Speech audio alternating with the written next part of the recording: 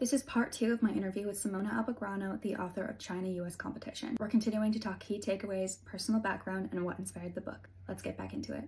You outline various dimensions of the China-US competition: economical, technological, military. Which do you believe is the most critical and why? I'd say that the technological dimension is the most critical one because technology really is the foundation of both economic and military power in the 21st century. And the race for leadership is not just about who has the best gadgets, but it's really about who sets the standards in this kind of fields, who controls supply chains, and ultimately who shapes the future rules of the international order.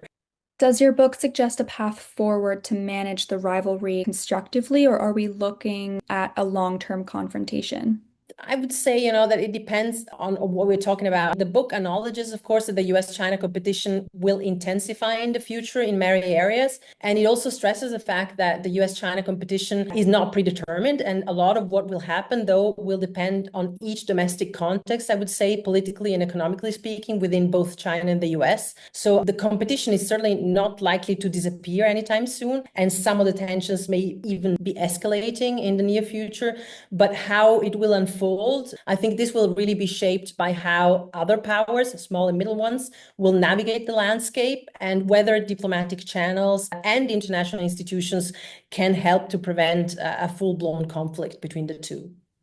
If there's one key takeaway you hope readers gain from China-US competition, what would it be? I would say the key takeaway is that the US-China rivalry isn't just about the two superpowers, but it's really also about how the rest of the world responds. And small and middle powers are not passive bystanders. They are actively shaping the balance through their choices and understanding their strategies, whether hedging, aligning, or asserting their autonomy, really offers critical insight into how this global competition will evolve.